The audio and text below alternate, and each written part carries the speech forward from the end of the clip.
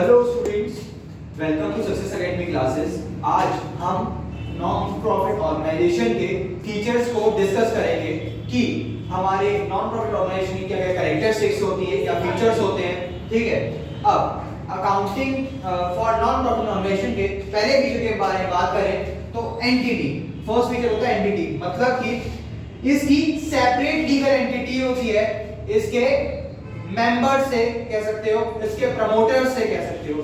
Separate legal entity का मतलब समझ लीजिए पहले आप। सेपरेट लीगल एंटिटी का यहाँ हमारा मेन मीनिंग होता है कि अगर ऑर्गेनाइजेशन कुछ भी करती है तो उसका इम्पैक्ट ऑर्गेनाइजेशन को पड़ेगा, उसके मेंबर्स पे उसका कोई इफेक्ट नहीं पड़ता है। जैसे कि एग्जांपल देते हैं हम, मान लीजिए जैसे कि आपने बॉस कहते हैं, मान लीजिए कोई मेंबर्स में से किसी मेंबर की डेथ हो जाती है या मेंबर्स कोई अपने नाम को उस ऑर्गेनाइजेशन से हटा लेता है, उस चैरिटेबल इंस्टीट्यूशन से हटा लेता है। ठीक है, तो उससे हमारी इंस्टीट्यूशन पे, हमारी चैरिटेबल इंस्टीट्यूशन पे कोई भी इफेक्ट नहीं पड़ने वाला। हमारी organisation as it is run करती रहेगी, उससे इस पे कोई इफेक्ट नहीं होता। मतलब सेपरेट लीगल एंटिटी मतलब कि ओनर अलग है और कंपनी अलग है। भाई 11th क्लास में आपने बहुत बार ये टीचर्स के मुझे सुनते हैं कि भाई हम जब भी काम करते हैं या अकाउंट्स प्रिपेयर करते हैं तो हम किसके अकॉर्डिंग सोचेंगे? हम बिजनेस के प्रोस्पेक्टस से सोचेंगे, हम ओनर के प्रोस्पेक्टस से नहीं सोचेंगे। क्योंकि हमारी यहाँ पे जो फीचर आ जाता है वो आ जाता है सेपरेट लीगल एंटिटी, मतलब कि ओनर अलग है और जो बिजनेस है, जो ऑर्गेनाइजेशन है वो अलग है। ठीक है, अब सेकंड जो हमारा यहाँ पे मेन फीचर होता है वो होता है पर्पस। पर्पस मतलब मोटिव क्या है? भाई इनका मोटिव है अपनी सोसाइटी को सर्व करना, अपने मेंबर को सर्व करना। सर्व करना मतलब कि उनके लिए उनके बेनिफिट के लिए काम करना, अपना 100% उनको जिस तरह से भी दे सकते हैं, भाई तन लगा के, मन लगा के, धन लगा के, जिस भी तरह से वो उनकी हेल्प कर सकते हैं वो उनकी हेल्प करेंगे। तो उसे कहते हैं serve to society and its member. Purpose, जैसे कि अभी आपको मैं बहुत अच्छा एग्जांपल देता हूं। जैसे कि अभी हमारे श्री प्रधानमंत्री नरेंद्र मोदी जी ने स्वच्छता भारत अभियान का जो इन्होंने अभियान चालू किया था, योजना चालू करी थी। इसमें बहुत अलग अलग जो सोसाइटीज थी, वहाँ के जो मेंबर्स थे, उन्होंने अपने आप को कहते हैं इस जो योजना थी इसके साथ जोड़ा, स्वच्छ भारत अभियान को चालू करा। ठीक है, तो इनका काम था सिर्फ सोसाइटी को क्लीन रखना, मतलब ये सब काम कर रहे थे अपने सिर्फ सोसाइटी के लिए ही कर रहे थे। इनका यहाँ पे कोई मोटिव नहीं था। वही बहुत सारे एक्टर्स ने भी झाड़ू लगाने के क्या मोटिव था कि इनको झाड़ू लगाने से पैसे मिल लेते, यहाँ पे ऐसा कुछ नहीं था। या हमने भी अपने आसपास के एरियाज को साफ रखा, क्या हमारा यहाँ मोटिव था कि हम उसे साफ करने वाले हैं, मतलब इसके वजह में कोई पैसा मिलेगा? ऐसा नहीं था।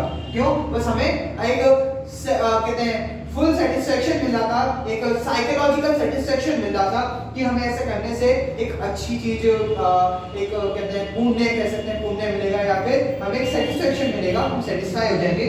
इसीलिए जितनी भी नॉन फॉर प्रॉफिट ऑर्गेनाइजेशन होती है, चैरिटेबल इंस्टीट्यूशंस होते हैं, इनका यहाँ पे सिर्फ पर्पस होता है सोसाइटी को सर्व करना और अपने मेंबर को ही सर्व करना।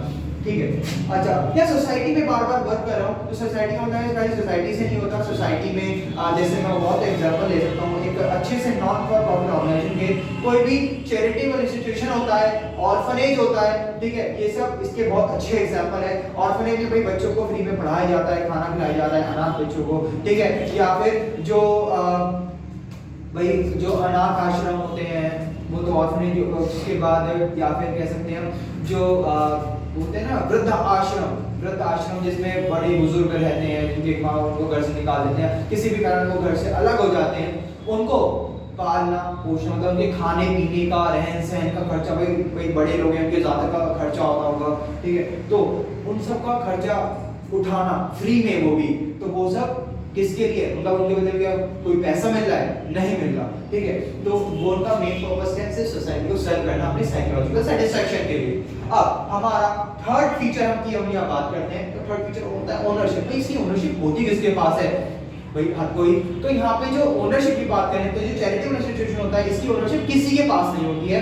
यहाँ पर सिर्फ हर कोई मेंबर, कोई भी आ सकता है, कोई भी मेंबर बन सकता है और अपने आप को अब उस काम में अपने आप को हेल्प कर सकता है, ठीक है। तो इसकी फिर ओनरशिप या अगर कुछ भी दिक्कत होगी तो कौन जाएगा, इसका मतलब कोई गलत चीज हो जाती है, कुछ भी अगर हो जाता है तो अगर उसकी जो जिम्मेदारी कौन उठाएगा, तो ओनर की जिम्मेदारी होती है। तो उसी ओनरशिप जो होती है वो बिलोंग करती है सोसाइटी को, यानी कि उसके मेंबर्स को, सोसाइटी को, ठीक है। उसके बाद इसका फोर्थ फीचर होता है हमारा profit is not of the business, मतलब कि इसका मेन मोटिव या बिजनेस ऑब्जेक्टिव प्रॉफिट अर्न करना नहीं होता। ये किसी भी काम जो करेंगे उसमें ये प्रॉफिट अर्न नहीं करेंगे, ठीक है।